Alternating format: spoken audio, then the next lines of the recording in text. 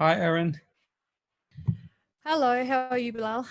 I'm doing okay. Thank you very much for joining in. I really like your wallpaper.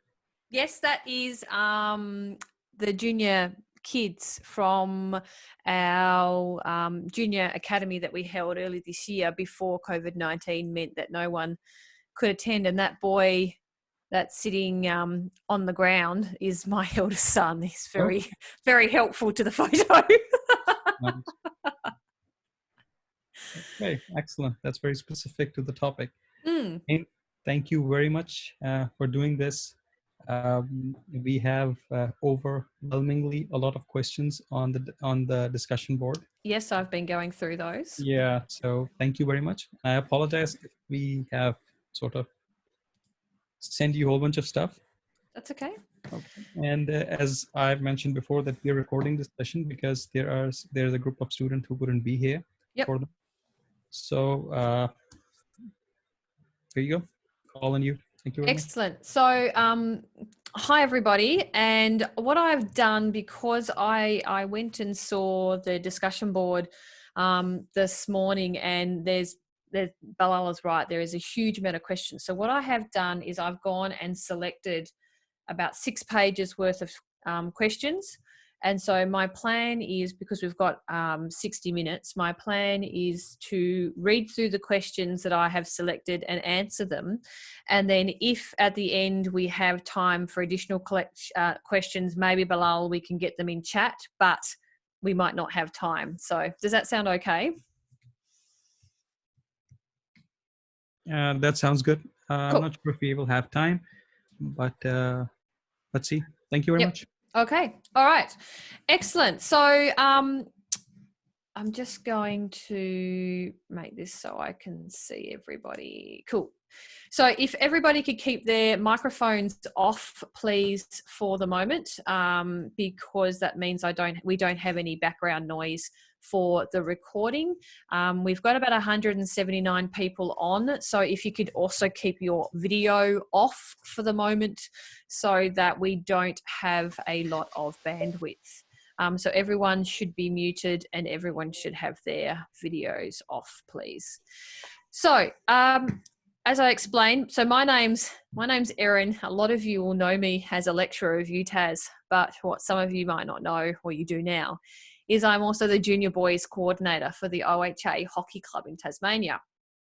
And our club has come to Kit 707 as part of your unit problem. We require some assistance. So I've provided you with some initial material, and today's the point of today is for me to talk through some questions that you've all sent, and hopefully I can give you more context. So I'll introduce by saying OHA Hockey Club values are very fundamental to how we operate as a club, and how all members perform both off and on the playing field. Respect and commitment is a really big thing in our club, and we have put that into our values. So our values is we respect our people and their commitment to junior development, personal development, sponsor support, developing self-esteem and confidence through achievement and success, providing positive role models and mentors, club spirit, service, loyalty, family orientation and friendship, and inclusiveness. So that's OHA club values, and a number of groups asked what our values are. So that's why I've started with that statement. Okay, so the first collection I selected is how many types of data do we have? And I know this was, I suppose, a prelude to my answers to all these questions. I have tried to go through all your posts and select questions that have appeared the most. So hopefully by doing this way, I'm answering the most group questions as possible. So what type of data do we have at OHA Hockey Club? We have membership data. So membership data includes people's names, their ages and date of birth, where they live, what team they play in, their contact details, if they're a junior player, which means they're under 18 years of age. We also would have their parent or guardian contact.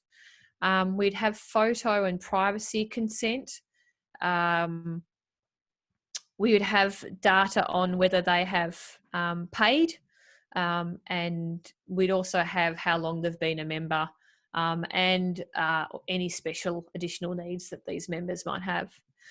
We'd have team data. So we'd have current team data and historical team data. So in OHA, we would be able to go back to the whole 100 years and tell you each year what team and teams we had playing. I think even down to the members.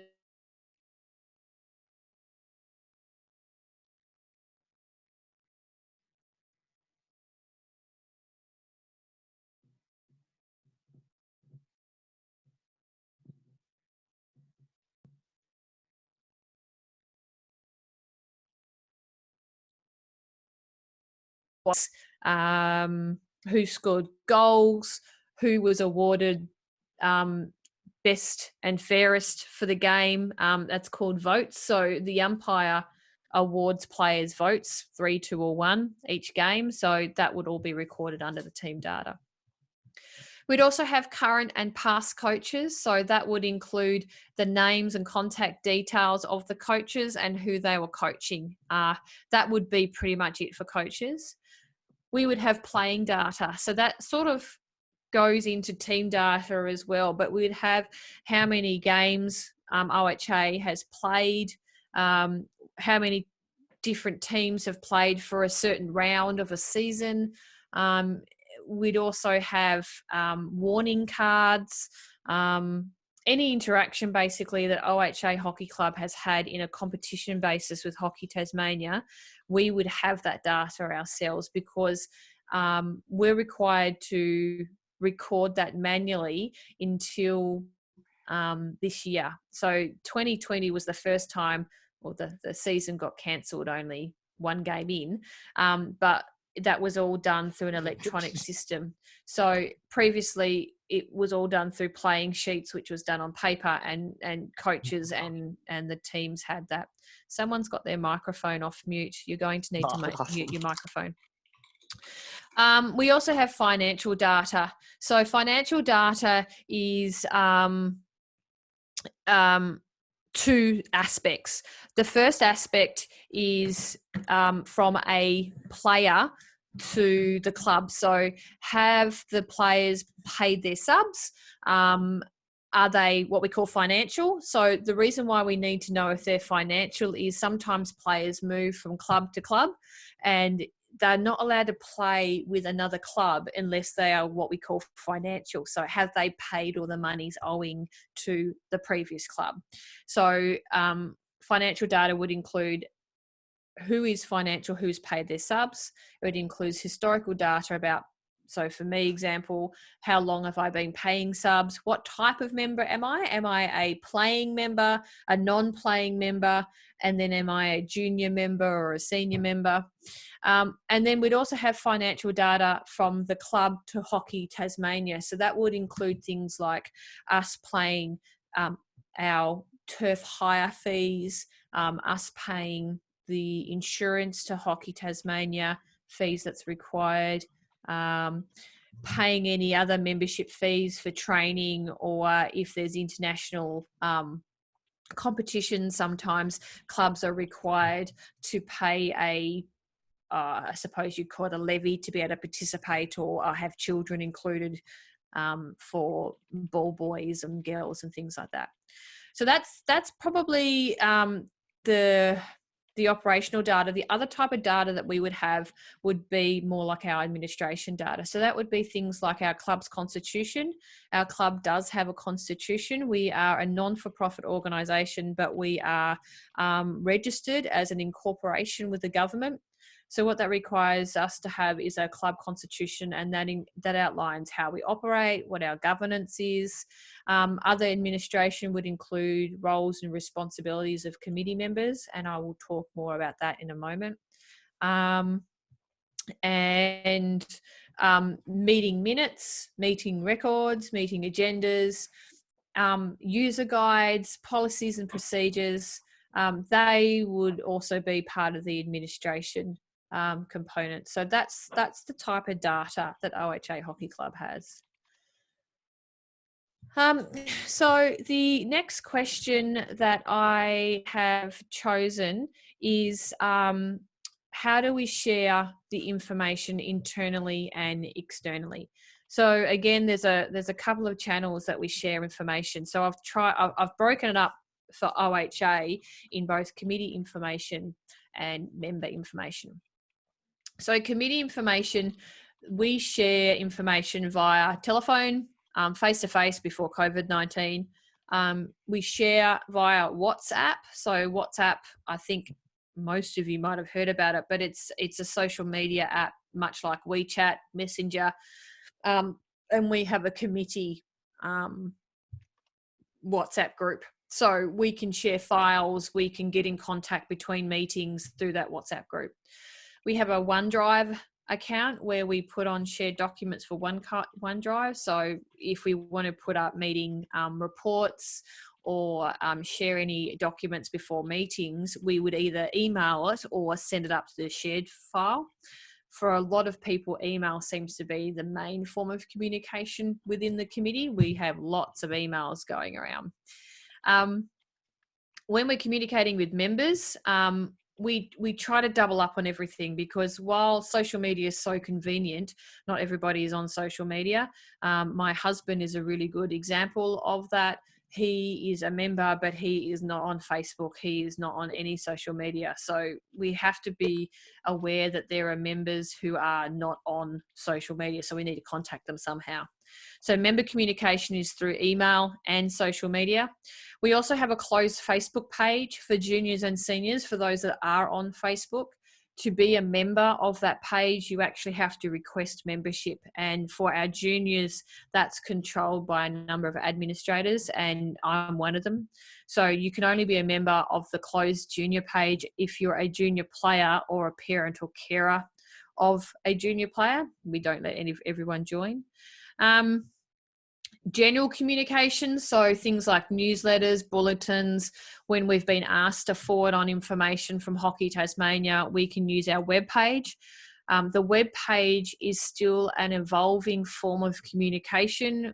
We have recently upgraded that to a new system, and so it's not our main form of contact yet, but it's there as an existence. We have a newsletter. So the newsletter is emailed out to everyone via email, and people can click on links to be taken to the web the web newsletter form. Instagram, we have an Instagram account. We have public Facebook, and Hockey Tasmania and other external information is generally just forwarded via email to our email listings. Okay.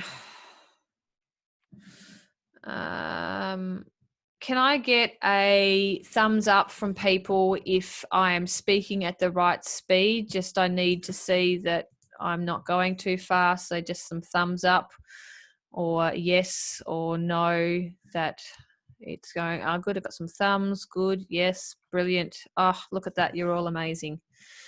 Fantastic. How good are we at Zooming now? This could be a good experience, because we have about more than 200 participants right now. I know. This Yeah. is brilliant. So just as a little aside, I was part of a masterclass last week, and we had 300 UTAS staff members. And so we had to do the same thing as what we're doing now. Microphones off, videos off unless you're the speaker. So well done, ladies and gents. We are a pretty big group, and we're a student group. So I think that's pretty awesome. Yeah. Okay, so the next question is, what is your information culture? And this question will help us understand your information values, norms, and behaviour. Now, I've kept this in there, but I just wanted to make a comment that if I was a typical client, I might not know what an information culture is. This is the language that you're using because you're doing KIT 707. So to answer that question, though, because I think the answer is valuable, I don't think OHA Hockey Club has an information culture. By that, I don't think we have one that is specifically named up or evolved or mature. We share information when we need to. We're trying to become more open in the committee with sharing information received, but there are still some committee members that like to hold information close to their chest and have control over that information. So I think we have an immature information culture, but just remember when you go out into industry, if you're doing something like this, people might not know what you mean by information culture. You may have to ask different questions to understand what their culture is.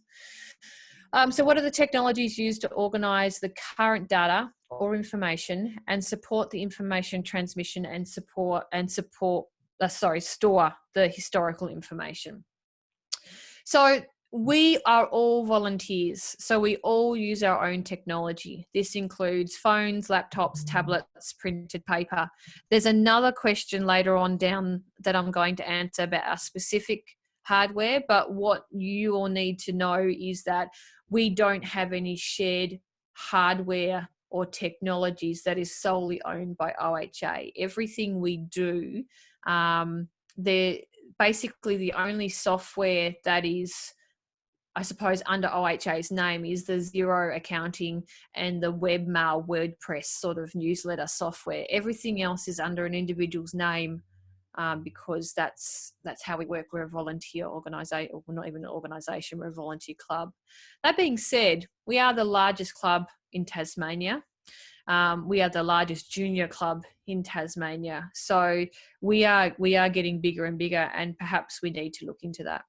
But that's something I'll look forward to having advice from you all. So how do we guarantee the security of information? This came up in quite a few groups. I like the question, it's really good.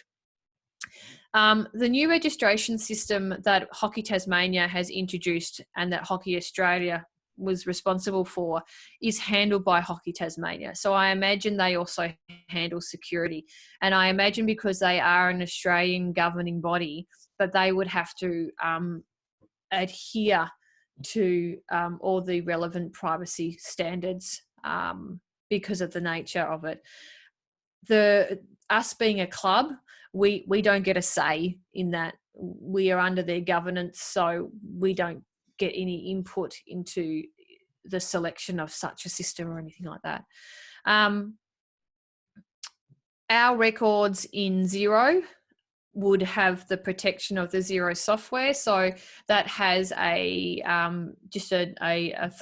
authenticated login that only the treasurer and the executive committee, because it used to be the president, have access to. So that information is secure through committee roles. And it's also got an audit trail, because even though we are a volunteer organisation, because we are incorporated by the government and have a constitution, our financial records are required to be audited independently each year. So Xero would protect that information. Other records that we hold, like previously, prior to this new registration system, about members, about their playing, about our policies, all documents are all held on individuals' computers. So security could be an issue. It depends. We rely on trust, I guess. Yeah. How do we organise committee members? What are the roles and what is the responsibility of each role? So because we're a hockey club, we don't have a human resource system or anything like that. We are entirely based on volunteers. But what we do have, as part of our constitution and as part of our policies, we do have committee roles. So what I'm going to do is I'll quickly read through the committee member roles for you. This is not public knowledge, but it will give you like it's not available on the website. So we have a president role, and the president role is the figurehead of the club. They are a co-sign for all financial accounts. They are the conveyor of meetings. They are responsible for our strategic direction of the club. And that's becoming more of a focus now because of the size of the club. They are overall responsible for the financial management of the club. And they are our representative at any Hockey Tasmania meetings. So that includes the Southern Competitions Committee and Hockey Tasmania annual general meeting. We have a seniors vice president. So they oversee the senior side of the club. They provide support for the president. They would attend the Southern Committees, Southern Competition Committee meetings when the president couldn't. They also support our coaching coordinator in finding coaches for teams and helps organise teams, and would also ensure that pre-season turf sessions are organised. So what that is, that's before the pre-season starts, they are organising training sessions and skill sessions for our seniors. We also have a juniors vice president. So they oversee the junior side of the club. They also oversee what's called the Stick to Hockey program. So the Stick to Hockey program is a program run for children 8 or under, and it's like a little introduction to hockey, and it's usually done through schools. So it's not part of our junior teams. Helps with the recruitment of players through clinics and schools and Hockey Tasmania. The junior vice president coordinates any junior training systems and sessions. So for example, with the photo behind me, that's the junior academy. That's something I organise, but the junior vice president helps organise that. They also support myself as junior boys coordinator and the junior girls coordinator in all our duties. They also organise and run trials for what's called the June Long Weekend Cup. So we, again, don't have that this year because of COVID-19.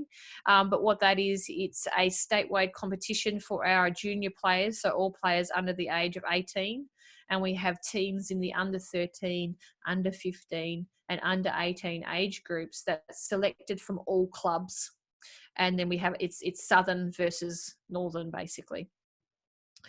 And the junior vice president would attend the junior Southern Competition Committee meetings when the junior boys or girls coordinator couldn't attend. We then have the treasurer. The treasurer oversees the finances of the club, looks after all account transactions and reporting, looks after all subs. Subs are the monies that people pay in order to play. The treasurer organises the auditing of all club books and the annual return to the Tasmanian government.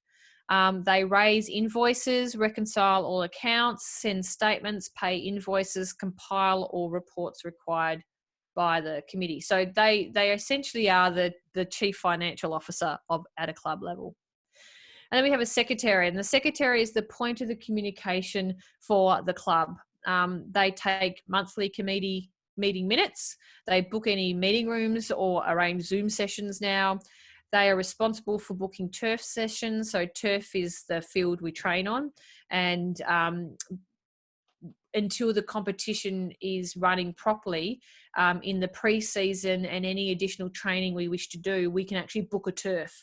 And so we'd go through the secretary to ask to do that. The secretary would receive information from the Southern's Competition Committee or Hockey Tasmania to be sent out to the appropriate people.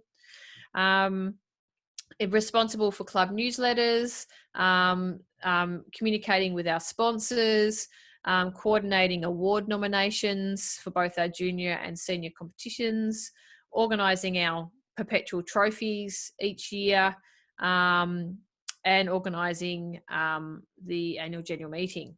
So those 5 people, the president, the senior vice president, the junior vice president, the treasurer and secretary, are what we call our executive committee.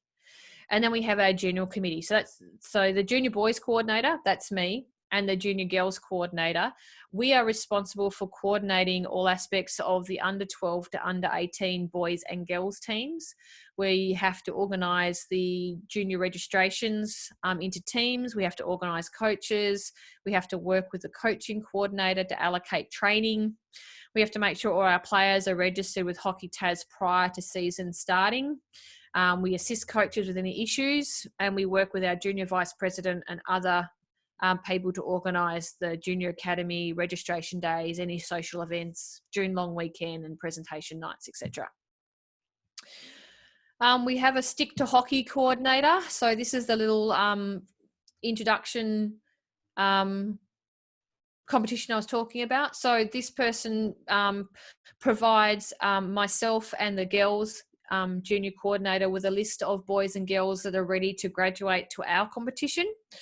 They also organise players into teams for the terms for all stick to hockey games, and they help with the recruitment of players. They meet with their coaches, they liaise with parents, they make sure their players are registered, and they organise a separate presentation night. We then have a few other people. We have a coaching coordinator. So the coaching coordinator is for the seniors. So as a junior coordinator, I have to organise coaches for all my teams, and there's 7 boys teams in the junior competition and 6 girls teams. But we have for the senior teams, where there's another 12 teams, we have a coaching coordinator. So they organise all the coaches for the senior teams. They organise pre-season training sessions. They coordinate with our secretary to book turf sessions for training. They coordinate with the coaches for any pre-season or additional training sessions. And they keep a record of sessions to pass on to our treasurer to reconcile with invoices. This coaching coordinator also allocates any training for senior teams, and also sees if we need to have any synergies between the junior roster and the senior roster, because sometimes we have boys and girls who are playing in under 18s but also might be playing in our adult teams. Organising coaching information sessions and keeping coaches informed on what's happening with the club. We have a sponsorship officer, and they're the club contact for all club sponsors. They seek sponsorship opportunities and organise meetings with club sponsors to discuss any financial arrangements. We have a property officer, so they overall the management of all OHA property equipment. All clubs in Hockey Tasmania have a shed at the Hockey Tasmania turf where we can keep our gear, and we have a lot of gear that is for communal use for our club members, for our teams. So as part of the property officer, they keep a record of what we have on hand, what needs repairing, what's brand new, whose is what. They also organise procurement of any new equipment, and they're responsible for making sure the property shed is kept neat and has stern conversations when people don't. We have a social coordinator, so their role is to organise a series of social events through the year for club members. Because we are accredited with Good Sports Australia, we are, as a part of our accreditation, what that means is we're not just looking at sporting, we're looking at people's mental health and their life outside the club. So we have events that are family-based events as well in line with that accreditation requirement. So the social coordinator organises events that could include pre-season events, what we call a season opener, pub nights, picnic days, quiz nights, presentation dinners, and family barbecues. We have a club and community coordinator. Again, as part of our Good Sports accreditation, we also give back to the community. So we're looking at events to promote charities that get the club involved. So one of the big charities that we are with is Speak Up and Stay Chatty and Mobros. And that's because we've had members that have taken their life due to mental health issues, and so in memory of them, we support those charities. We have an A-Pool liaison officer. So A-Pool are the Premier League players. These are the players that play in what we call our first grade, and these are players that would be on the line for selection for Tasmania or Australia teams. So these are the top players for senior groups. So the A-Pool liaison officers provide a link between the A-Pool group, the men and women who are playing in A-Pool, and the committee. Any issues, they communicate back to us, and they also coordinate the A-Pool players to come to our junior events, because we want them to be role models for our junior players. Marketing and communications officer, they're responsible for all social media outlets for the club. So post content to promote the club's brand, activities and events and communications. We also have a uniform officer. So they coordinate our uniform supply. So they deal with any inquiries, arranging sizing. They build and maintain spreadsheets and catalogues and order forms. So things like I'm wearing I have to stand up. So I'm wearing an OHA jumper that all members can order. So they would take orders for that. All the uniforms that you can see. So some of the players are wearing blue hats in the background, and you can see our goalie's got some uniforms on. They're all part of the OHA playing uniform. So we have a formal playing uniform that we must wear when we're playing on field, and then we have what we call a recreational or leisure wear. So they're responsible for the management and ordering of that, and if they want to propose new items, they also can do. They're also responsible for helping us when we actually go through a logo change. So you might notice that the logo on this jumper here is not the same as the logo that was on the presentation I sent you, because this jumper's about, I don't know, 4 or 5 years old, and now we've gone through our 100 years, we've updated our logo. We have an umpiring coordinator. So the umpiring coordinator allocates umpires for all B pool and junior games. So how umpiring works with Hockey Tasmania, the A pool umpires are allocated through Hockey Tasmania. The B pool, so that's all other senior clubs and junior clubs, umpires have to be organised by the clubs themselves. And the ruling is you have two umpires for each game. You have one umpire who's your team and one umpire who's the other person's team. So that's who the umpiring coordinator is. They also work with the umpiring development officer to organising umpiring mentors for junior umpires. So we have to, not just anyone can umpire, you have to be accredited. We have umpiring courses, and our junior players who are in state teams are also required to be a part of the junior umpiring courses to help them develop. So the last person on our committee is the umpiring development officer. So their role is to offer support and encouragement to club members who want to become an umpire. So this includes mentoring or arranging mentoring, encouraging and promoting umpiring participation, providing clarity on any umpiring issues that we might have, attending games to make sure that the competence of umpires are there and the level of umpires are appropriate, and to provide support to our new and emerging umpires. Any umpiring forums or training they're also meant to be a part of, and also any umpiring meetings they're expected to attend. So that's our committee, which is a rather large amount of committee. I think it's about 15 members when we all turn up. Okay, next question. What do you think we need to do to improve the process of information? I included this question because quite a few of you asked me this. I'm not sure. That's why we've asked for your assistance. So that's why I've included that. Do we think that we need to establish a central database and online system supporting internal and external information sharing and management? We kind of have that, but we don't. So Hockey Tasmania now has a database, and with the new system, all the people that register through that system will be captured, and which club they belong to will be captured.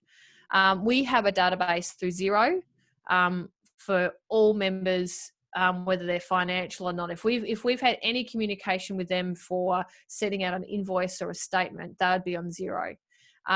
We also have, as I mentioned before, so me as a junior boy coordinator, I have files on my computer. I have spreadsheets of players that are currently current players, players that don't play anymore, and players that I have spoken to parents, or they've contacted me and said they'd like to play hockey, but because the season hasn't started yet for 2020, they aren't on anyone's official books. They're just on my records. And so we also use OneDrive and WhatsApp for communication. So we don't have a central record per se. Next question is, security and privacy in systems are extremely important. And if we had a system developed, how would we give access of authorization to different levels of individuals? So as I mentioned before, we have an executive, which consists of the president, vice president, secretary and treasurer. They should probably have a higher level than everyone else because they are part of that core decision-making team. Committee members would perhaps have the next level of access, and I don't know what else the system would have. Maybe there's read-only access for people. Make sure you have your microphones on mute, please. Next question. Are we practicing both paper-based and electronic methods for data and record management, and do we expect to do the same in the future? That's a really good question. COVID-19 has impacted how we do things all over our lives, and hockey is one of them. I'm not doing hockey at the moment, so that's a good one. Some committee members prefer paper and therefore come to meetings with paper records. Some use electronic and some use a combination. I imagine the best practice would be for us to move to electronic, but we work with volunteers. So if we've got someone who's wanting to volunteer their time and has a skill set that we need and prefers to work in paper, we don't really want to upset people. So I don't know what a solution is for that. In my opinion, what are the features for your current information system? What features are they lacking, sorry? And how do you want to develop them? The answer to that question is we don't have an information management system. Do we have any short-term, long-term or medium-term goals for information management to improve management strength? The question's not quite appropriate, but I think I understand the intent of the question, which is why I included it. The aim of the game for us is we want to be able to improve our capacity to access knowledge, our capacity to access the knowledge of current committee members, past committee members, and to be able to pass it on to future committee members. At the moment, if we lose probably any of our committee members, we lose a lot of important information. So we need to find a way to turn their knowledge into data records. Doesn't need to be fancy. It just needs to be something that people can use, make sense, and helps us keep all that knowledge. We are the oldest club in Tasmania. We have 100 years of history. In 2018, we started the 100-year project for last year, and it went over 12 months, and we had a subcommittee, which is called the Centenary Subcommittee. And one of their roles was to go through all the records of the club since the club started. And we were very lucky because a lot of the information we had was missing, but the people that had that information were still alive or still contactable through the club. So we were able to fill a lot of holes. We don't want to have to rely on people being always accessible and always available. We want to be able to store that information somehow. So what type of software are we using? We use collectively any sort of Microsoft Office tools. So Word documents, Excel, PowerPoint, they would be the main ones. WhatsApp, Facebook, Instagram, Xero, and OneDrive, plus word processing, web publishing software. It's not WordPress. I can't remember the name of it, but it's like that for our newsletters and our web page. The software, the only thing that's really OHA wide is zero, really, and the web publishing software. Everything else is owned by individuals and used by individuals. There's nothing else that's owned by the club. Okay. How are we going? Everyone still keeping up? Yep. Woohoo, brilliant. That's good. Okay. So the next question, a lot of groups asked about this as well, is the software accounting system Xero. So the question is, OHA is using the accounting software Xero. Can we describe more about this? Is it linked to the invoicing system, and do OHA produce financial statements or reports frequently? So I'm not the treasurer, so I don't know a lot about the specific details of Xero. But what Xero is, it's like a customer relationship management system that you can put in details of all your members, and then you can attribute invoices and statements to them. You can create accounts. So our treasurer does create and send invoices to members, and this can be when they need to pay their subs, or if they've ordered a piece of uniform, they can order that through our umpiring coordinator, our uniform officer, and then Hayden will speak to our treasurer and say, Erin's ordered 2 new playing tops. Can you please bill her for the playing tops? So then I'd get an invoice through email, which could be created by the accounting software. All our financial data is stored in there, and the treasurer produces reports each month for meetings, because in order to pay bills and invoices or to pay people, he requires the committee to sign off for that. The treasurer cannot pay things by himself. He requires the whole of committee to agree. So he produces financial reports each month on listed debitors, what's owing, incomings, outgoings, etc. As I mentioned before, all our financial records are also required to be audited each financial year. So we use this system for generating the records and to send to the accounting firm who do the audit. So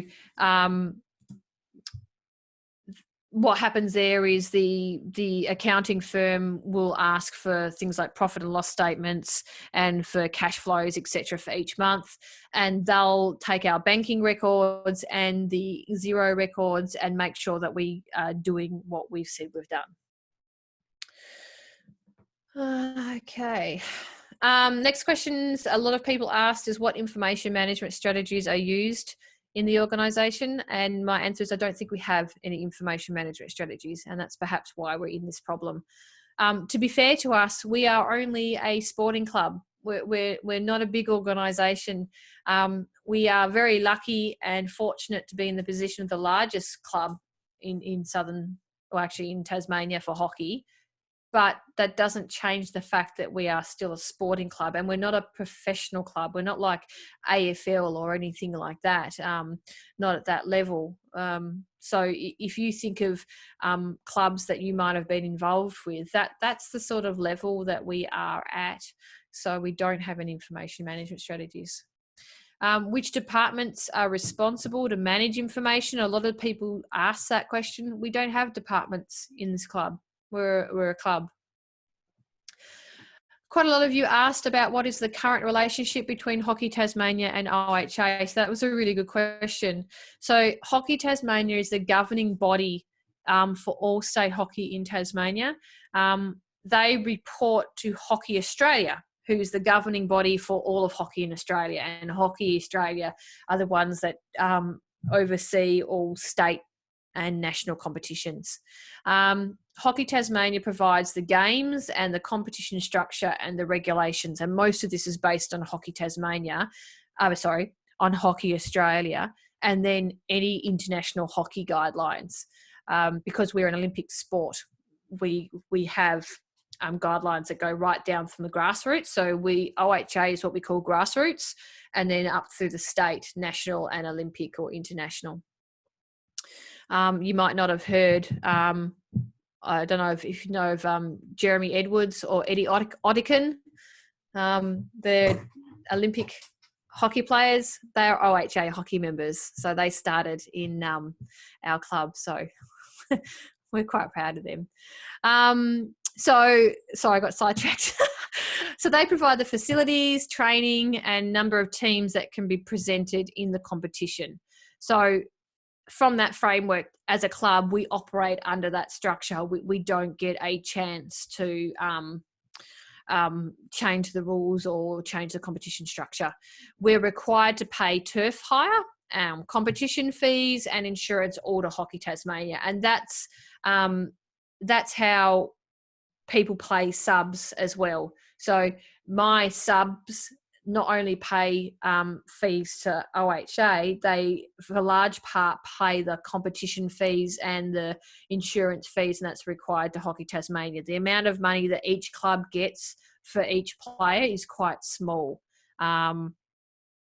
So let's say if subs were about $300, the actual payment that OHA gets is around $30, I think.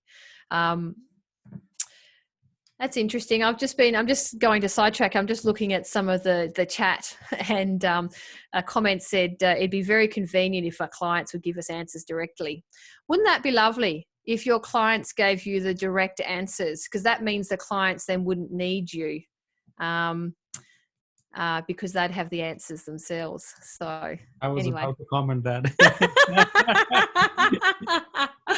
Yeah, I need a help if they know what to do. yeah, exactly. So it's not a criticism, by the way, it's an observation. And I remember when I was a student and when I also was in consulting for the early part of my career, I used to get really frustrated sometimes because I thought I was asking pretty obvious questions, but you've got to remember that our clients hire us because we have this specialised understanding that they don't. So sometimes you have to just get them to talk, and perhaps the information will come out there. Cool. Asking the client to do your homework for you. There, that's right. Group 82, you've hit a nail on the head. Okay, where was I? Is there any particular reason why the online system can't access the club's records? The online system is brand new. It literally came into existence in February this year, and it's not designed to communicate from the clubs and Hockey Tasmania. It's designed, Hockey Tasmania are basically asking players to directly register with them, and then they will push information out to the clubs. But we don't know how successful that's going to be.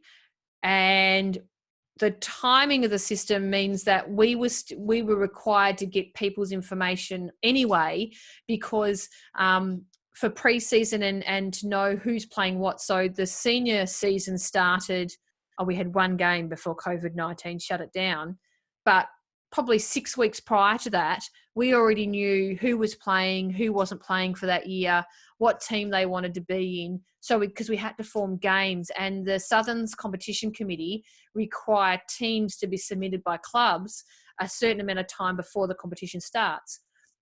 So OHA had already gathered all this information, and then the new system came online and they wanted that information again. So I think, is there any particular reason why the system can't access our club records? I don't know the answer to that question. I don't know if they are planning to change that, if they're planning to make it so we can be able to just directly communicate. I don't have the answer.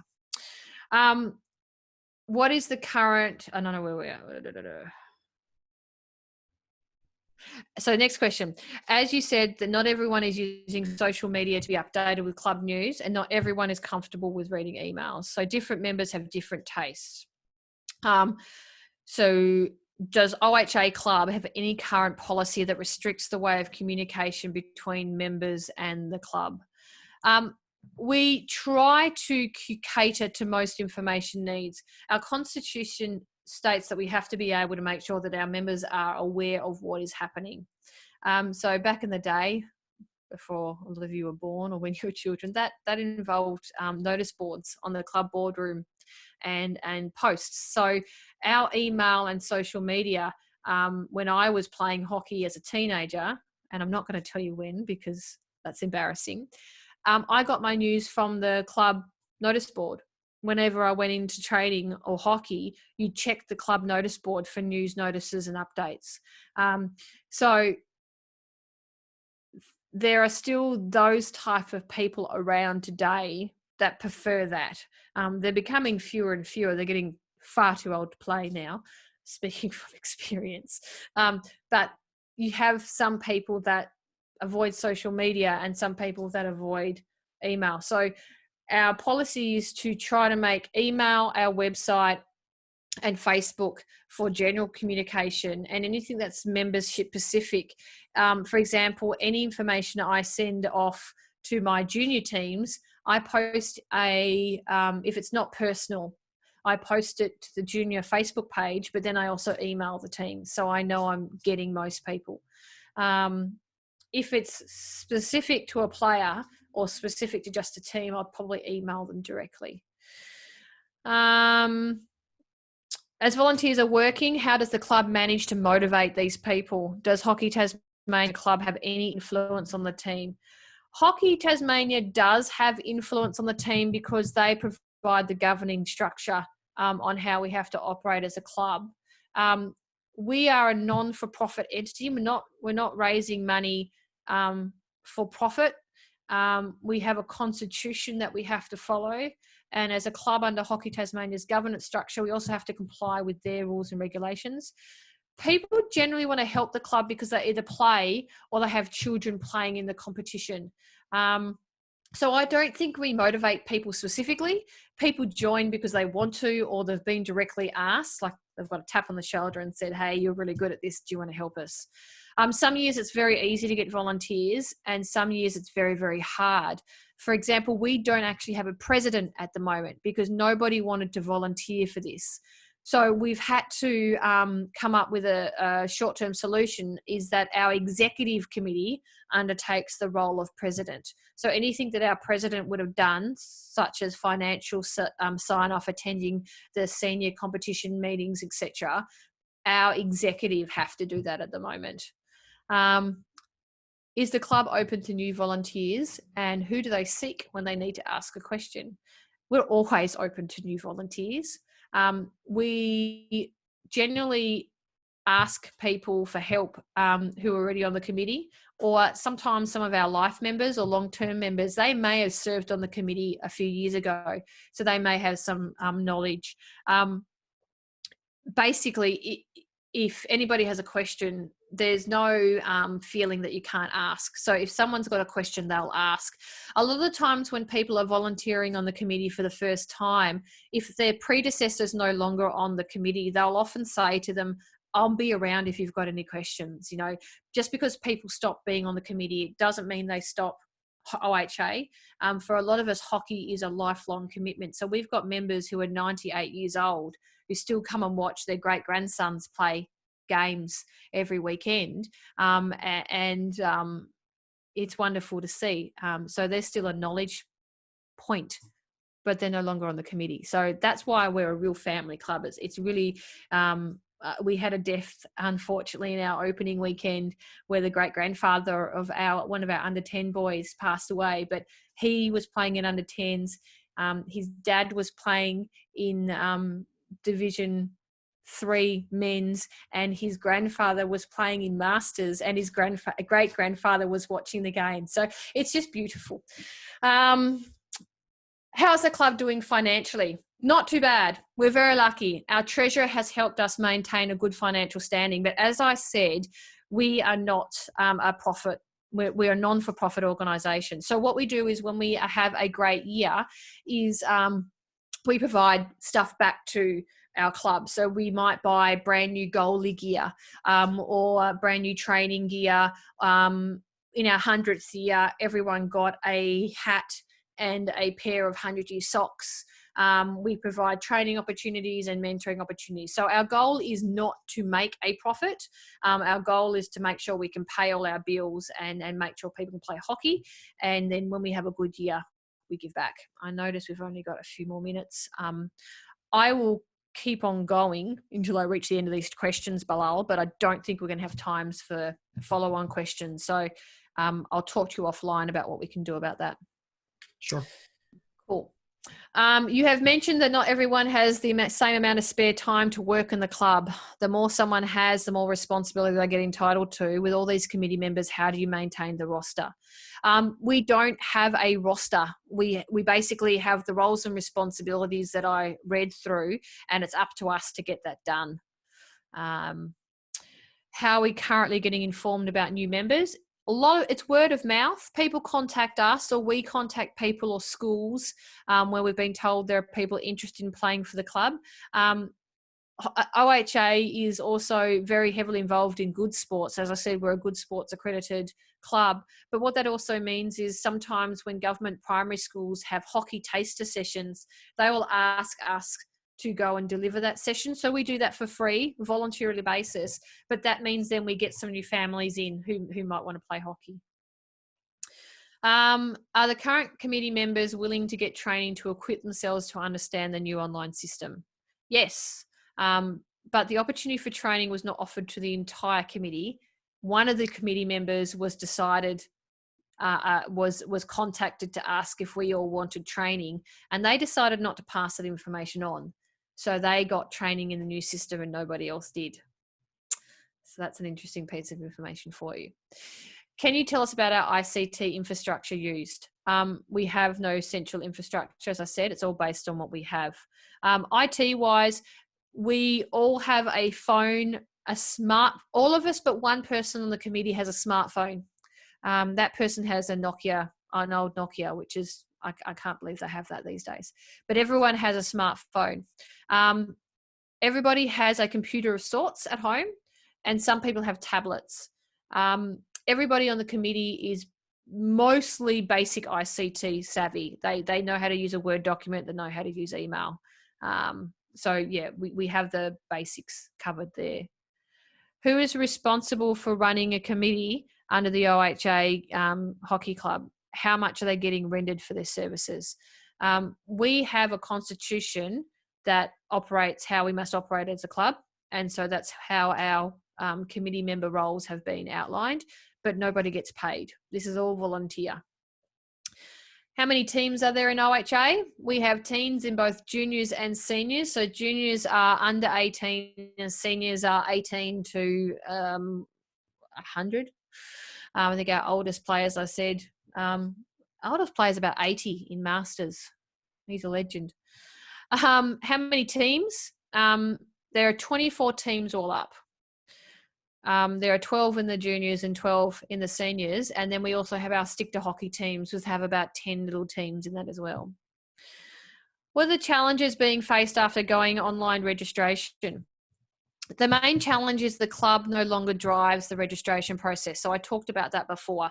Hockey Tasmania has started collecting registrations from known members before informing the club. So the Hockey Tas system, we knew it was being developed and we knew it was being rolled out, but it went live and our members were contacted before we were told about it. So we actually weren't given any warning that, okay, they're going to start collecting registrations now. We knew it was up, we knew it was being tested, but we had no pre-warning that was going live. So that meant we have individual sites on this registration system that we had to get ready, and all clubs didn't have their individual registration sites ready. So when players logged on and chose OHA as their club, they just had this really basic, horrible looking site. So that was interesting.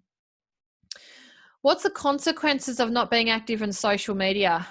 If you're not on social media, you don't get a lot of some of the fun posts or the just because posts. And in COVID-19, that's really, really important. So you don't want to be spamming people's emails every day about how you're going or this is a really cool trick. One of the things we've started doing is our Premier League players have been doing 30 little short 30-second videos on training techniques. They will upload their training techniques and post it to Facebook. That's kind of cool because it can be serious or they can be fun tricks. Like they can just be cool tricks that they are doing. So yeah, they're going to miss out on those sort of things. I'm nearly finished. I know a lot of you have a session. I've got 3 more questions I think to get through and then I will be able to let you go. Your club doesn't update your website as often. No, we don't, because that's just going under redevelopment. We'd like to use one platform, but unfortunately not everyone's on Facebook or prefer email. So we have to try and be consistent across the different methods of communication. How do we collect information? Email, Word documents, in person would be the main one. What kind of information do we want to gather? Everything, I guess. Anything that helps us retain club knowledge and continue to do the best by our members. Do our members need to share the experiences online with each other? That could be fun, that could be good, but we have a little bit of that already going on in our Facebook closed groups. What are the requirements for members to become committee members? Nothing. A willingness to learn is really, really important. And then we'd be happy to have people. The new people is always helpful. The only role that would probably really require experience would be the treasurer's role. One group tried to open the online registration Hockey Tasmania, and they can see that they could obtain some data. Is there any data recorded from the online registration that could be imported to OHA? We're not sure. We think so. We don't have access to that system. At the moment, we're keeping parallel logs in our system to record when people have paid because we can log on as committee members, but I don't know if we can export that. What do you mean by losing a lot of knowledge from some long-term committee members? What I mean is we've got people that have known what's worked really well in the past, what hasn't worked, teams, events. There's so much information and trips for players and things that worked really well, things that didn't work well, that we might not know we don't know. There's always a saying, you don't know what you don't know until you found out you don't know it. It's a bit of a convoluted saying. So we just need a system that can help us make sure that we can continue doing what we want to do as a club. And the most important thing about that is, I think, centralizing our data records so that people can access them. There's no central points of dependencies, and we have a way to keep both the admin side of the club running, plus the tacit, fun, social side, things that work well. And that's it. Bilal, I think I've managed to get a lot of questions. I know I haven't got through all of them, but that's the ones I had written down. So as I said, we could probably talk offline about how we manage this, but hopefully this has been helpful. This was excellent. Thank you so very much. I mean, on the behalf of everybody from Kids 707, I'm thankful for giving us this time and so much information. Yes. This was awesome. Excellent. So I know it's recorded so people can go through it, and then, yeah, let's touch base and see what else we need to do so everyone in 707 has the best chance at their solution. Sure. I have a lecture at 3, so I'll schedule some time with you over the email. Yep. And then we can go. Lovely. Okay. Thanks, everyone. Bye. Thank you very much. Bye. Stay safe. Bye. Stay safe. Bye.